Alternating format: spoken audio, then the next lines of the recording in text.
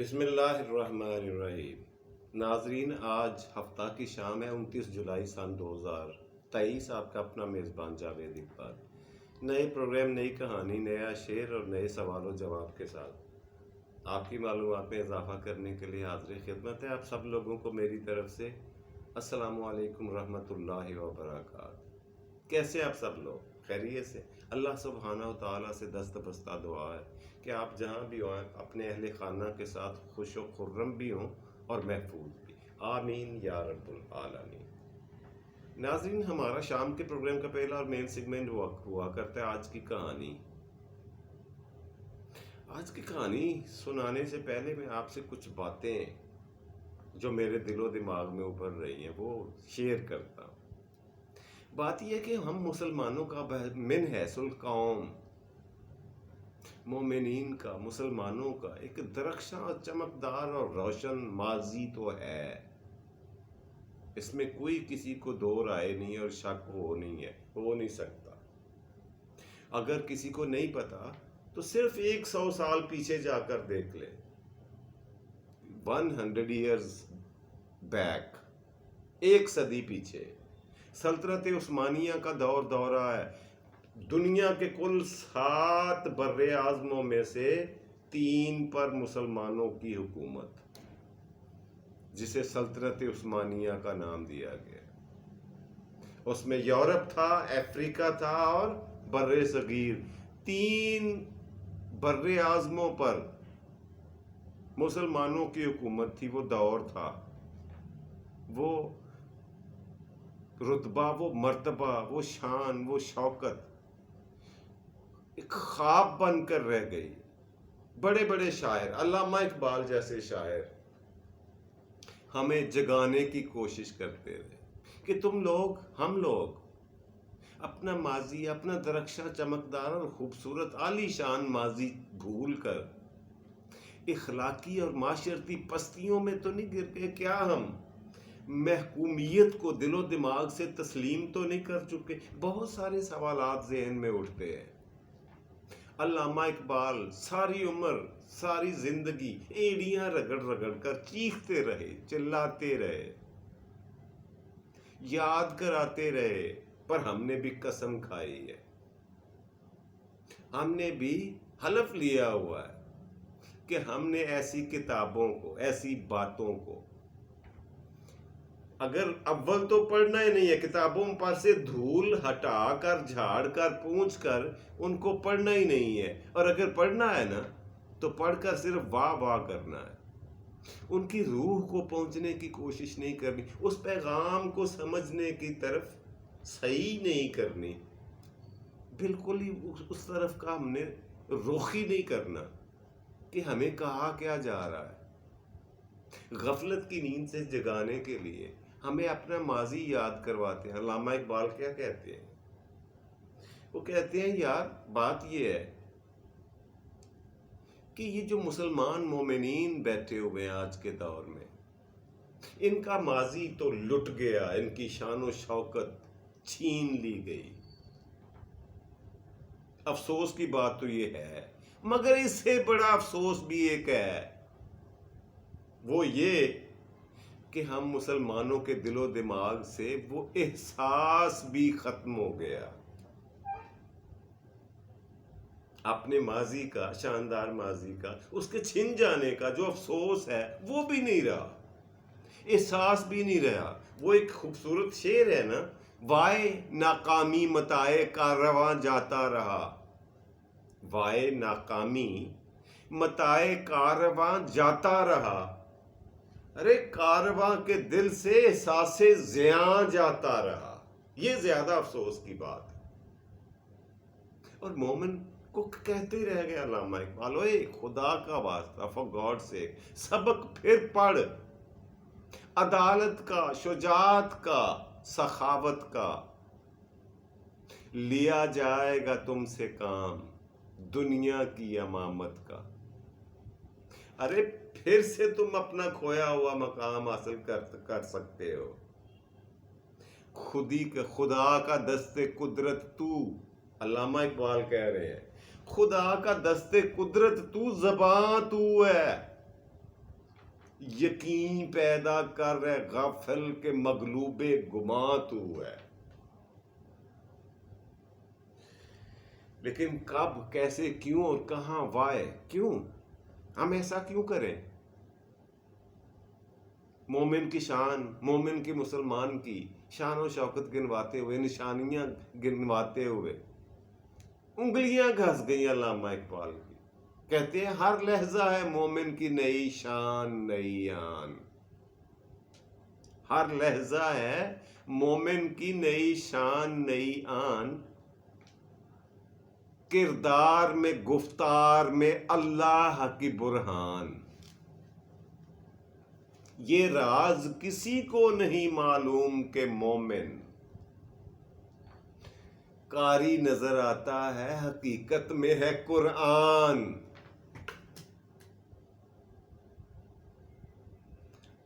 اور اگلا ہی شعر ہے اسی نظم کا علامہ اقبال کی. کہتے ہیں بات یہ ہے، قہاریو جباریو قدوسیو جبروت. قہاریو جباریو قدوسیو جبروت، یہ چار عناصر ہوں تو بنتا ہے مسلمان. کیا ان چار عناصر میں سے ایک بھی ہمارے اندر ہے؟ ہم اپنے آپ سے سوال کیوں نہیں کرتے؟ اپنے آپ سے جواب کیوں نہیں مانگتے؟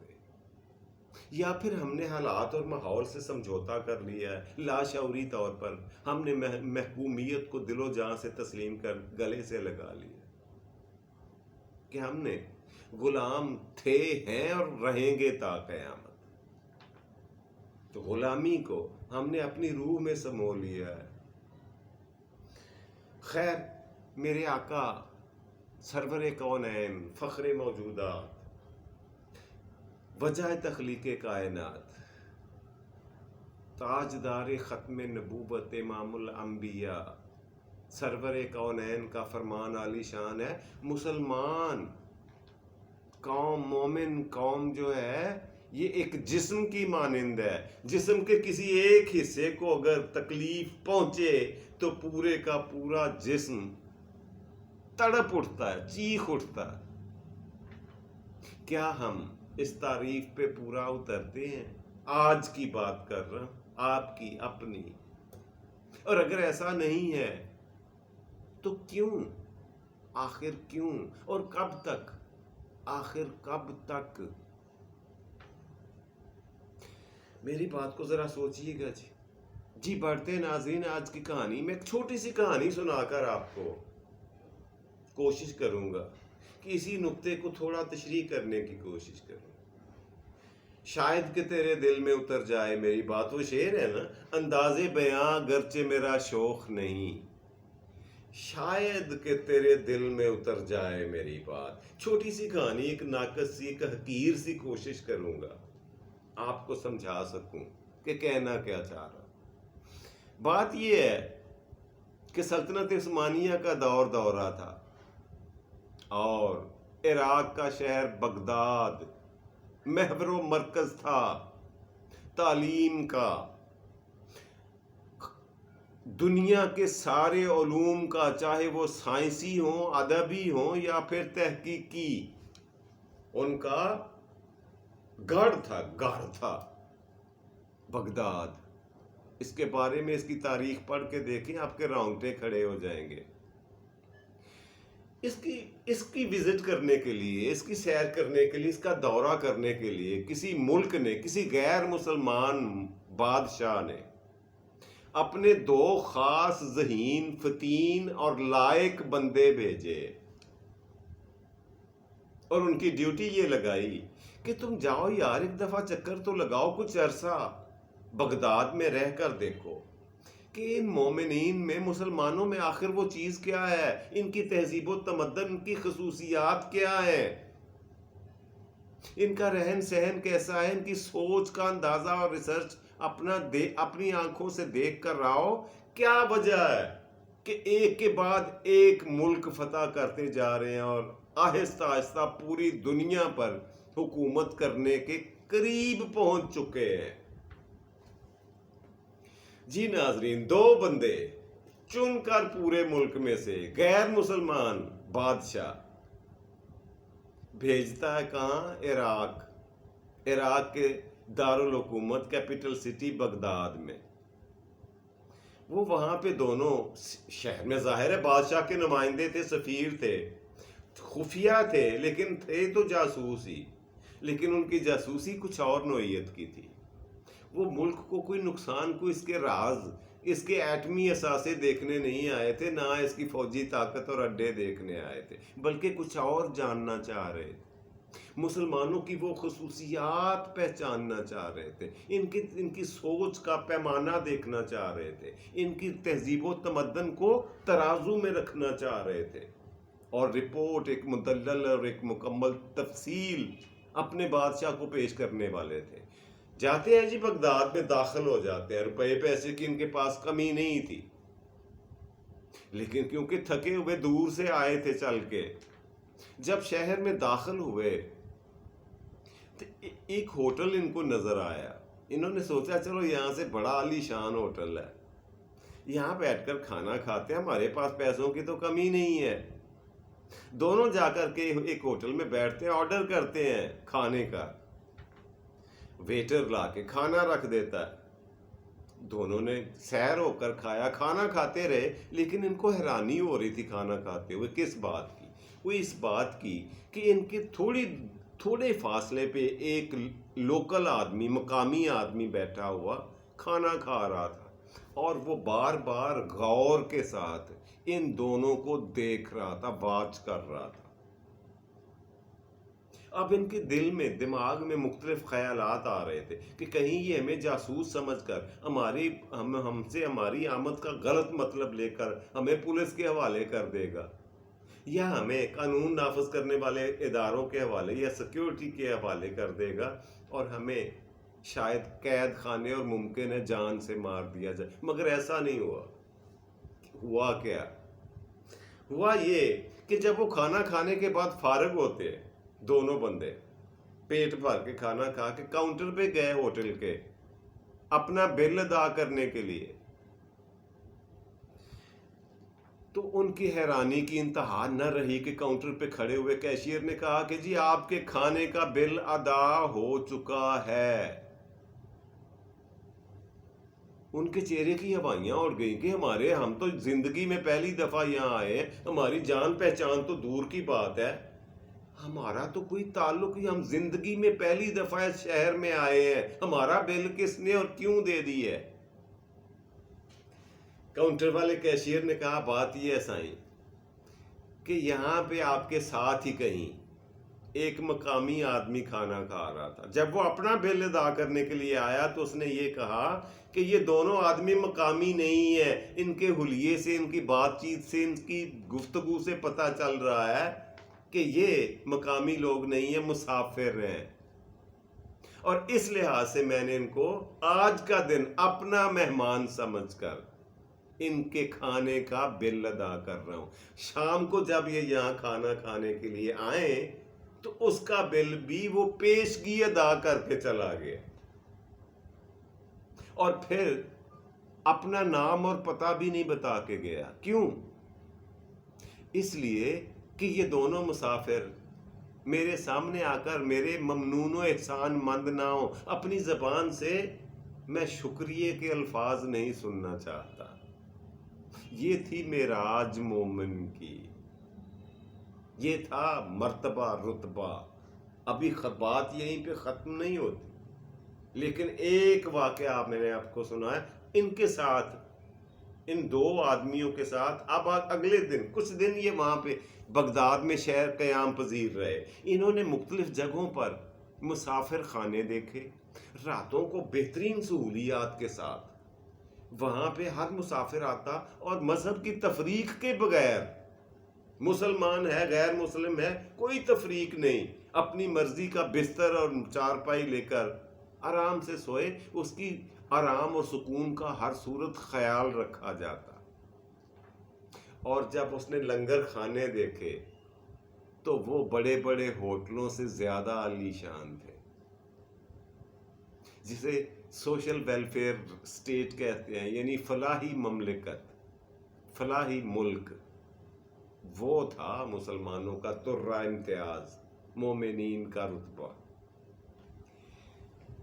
اب انہیں کچھ مزید ان کی معلومات میں اضافہ ہو رہا تھا، ان کی چھٹی حص نے کام کرنا شروع کر دیا، ان کے دماغ کی دل اور دماغ کی آنکھیں کھل چکی تھیں کہ مسلم معاشرے کی ترقی اور درجات کی بلندی کا سیکرٹ کیا ہے۔ چلتے پھرتے جی اب انہوں نے فیصلہ کیا کہ ہم مزید 2-4 دن یہاں قیام کرتے ہیں اسی شہر میں۔ ایک بازار تھا جہاں پہ بہت بڑی مارکیٹ تھی، مختلف ڈیکوریشن پیسز پڑے ہوئے، لکڑی کے بنے ہوئی مصنوعات بڑی خوبصورت۔ ایک دکان کے پاس سے گزرے تو انہیں ایک ڈیکوریشن پیس بڑا پسند آیا، بہت اچھا خوبصورت لگا انہیں۔ انہوں نے زندگی میں پہلے اس طرح کا کوئی چیز دیکھی نہیں تھی۔ انہوں نے سوچا اپنے گھر لے جاتے ہیں، پیسے ہمارے پاس ہیں، ہم خرید سکتے ہیں، یہ لے جاتے ہیں اپنے گھر رکھیں گے اور پھر نشانی کے طور پر، سووینیر کے طور پر ہم اپنے گھر میں محفوظ کر لیں گے، اپنے بیوی بچوں کو دکھائیں گے کہ یہ ہم وہاں سے سوغات لے کر کے آئے ہیں، تحفہ لے کر آئے ہیں، وہاں کی خاص چیز لے کر آئے ہیں۔ یہ دکان کے باہر ہی کھڑے ہو گئے، انہوں نے اشارہ کیا دکاندار سے کہ بھائی یہ ڈیکوریشن پیس، یہ سجاوٹی ٹکڑا جو ہے، اس کی قیمت کیا ہے؟ دکاندار نے کہا جی اس کی قیمت ہے 4 ریال۔ مسافروں نے کہا کہ کوئی کمی نہیں ہو سکتی یار قیمت میں۔ اس نے کہا نہیں صاحب ایسا نہیں ہے، آپ اندر تشریف لائیں، پہلے دکان میں بیٹھیں، باہر گرمی کا موسم ہے، آپ دھوپ میں کھڑے ہیں، دکان کے اندر تشریف لائیں، یہاں بیٹھیں اور میں آپ کی خدمت میں ٹھنڈا مشروب پیش کرتا ہوں۔ آپ سودا سلف میری دکان سے خریدیں نہ خریدیں آپ کی مرضی، مگر آپ میرے پاس مہمان کے طور پر بیٹھے ہیں، مجھے اپنی خدمت کر کے، آپ کی خدمت کر کے مجھے خوشی ہوگی اور اس کا ثواب ملے گا، مجھے روحانی خوشی ہوگی۔ انہوں نے خیر پانی پیا اور سوال پھر وہی کیا کہ یار اس 4 ریال میں کوئی کمی کر دو۔ اس نے کہا صاحب ایسا نہیں، ممکن نہیں ہے، میں نے اپنا انتہائی معقول اور مناسب مارجن رکھ کر آپ کو قیمت بتائی ہے، بحث مباحثے کی اس میں ضرورت ہی نہیں ہے، زیادہ قیمت اور زیادہ منافع لینا ہمارے دین میں منع ہے۔ میں نے شریعت کے مطابق جو منافع بنتا ہے وہ ایڈ کر کے اس کی قیمت بتا دی ہے۔ انہوں نے کہا جی ٹھیک ہے، ہمیں یہ پیس پیک کر دیں۔ دکاندار نے اب کیا کہا؟ اس نے کہا کہ جی میں آپ کا احسان مند ہوں گا، آپ کا مشکور ہوں گا، اگر آپ میری ایک درخواست، ایک میری ریکویسٹ قبول کر لیں۔ انہوں نے کہا بولو کیا بات ہے، ہم آپ کی کیا خدمت کر سکتے ہیں، ہم آپ کے کس کام آ سکتے ہیں، بولیں۔ دکاندار نے کہا یہ پیس، یہ ڈیکوریشن پیس وہ سامنے والی دکان والے کے پاس بھی ہے، میری درخواست یہ ہے کہ آپ وہاں سے جا کر خرید لیں، اسی قیمت پہ آپ کو وہاں سے ملے گا، اور یہی چیز ہے، یہ میں گارنٹی دیتا ہوں۔ اچھا بات ان کے پلے نہیں پڑی، بہرحال وہ اٹھ کے چلے گئے دونوں مسافر اس دکان پہ جدھر اس نے اشارہ کیا تھا، چلے گئے اس دکان میں۔ جا کر اس دکان والے سے پوچھا کہ یہ پیس کتنے کا ہے، اور اس نے کہا کہ 4 ریال کا۔ انہوں نے 4 ریال دیے، خرید لیا۔ اب خرید کر بجائے آگے جانے کے ان کے قدم رک گئے، دونوں مسافروں کے آپس میں سرگوشیاں کرنے لگ گئے، ایک دوسرے کے ساتھ آہستگی سے باتیں کرنا شروع ہو گئے، تبادلہ خیال کرنا شروع ہو گئے، ذہن میں کئی سوال اٹھنا شروع ہوئے، تو یہ لوٹ آئے پھر سے پہلے دکاندار کے پاس۔ اس نے کہا جی فرمائیے حضور، دوبارہ آپ میرے پاس کیوں تشریف لے کر کے آئے ہیں؟ آپ کو پیس چاہیے تھا، خرید لیا، کیا اس نے قیمت زیادہ لی ہے؟ انہوں نے کہا نہیں ایسا نہیں ہے۔ کیا آپ کو یہ لگتا ہے کہ یہ پیس اور ہے، کوئی یہ والا نہیں ہے؟ انہوں نے کہا یہ بات بھی نہیں ہے۔ مسافروں نے کہا یہ بات بھی نہیں ہے۔ تو پھر آپ واپس میرے پاس کیوں آئے؟ دکاندار نے پوچھا۔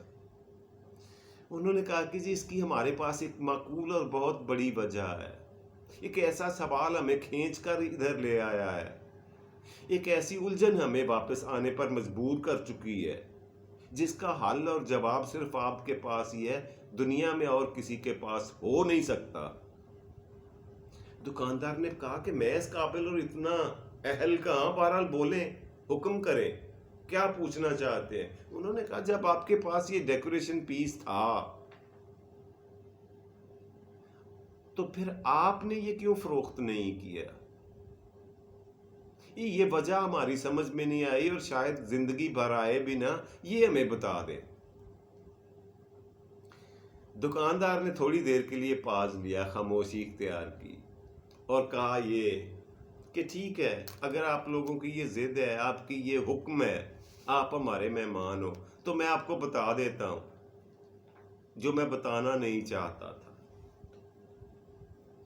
بات یہ ہے کہ صبح سے ہم دونوں نے اکٹھے دکان کھولی ہے، اس دکاندار نے بھی اور میں نے بھی۔ میرے پاس صبح سے کافی گاہک آ چکے ہیں، میرے پاس اتنا منافع، اتنے پیسے اکٹھے ہو گئے ہیں کہ میرے بیوی بچوں کا آج کے دن کا گزر اوقات بہترین ہو سکتا ہے۔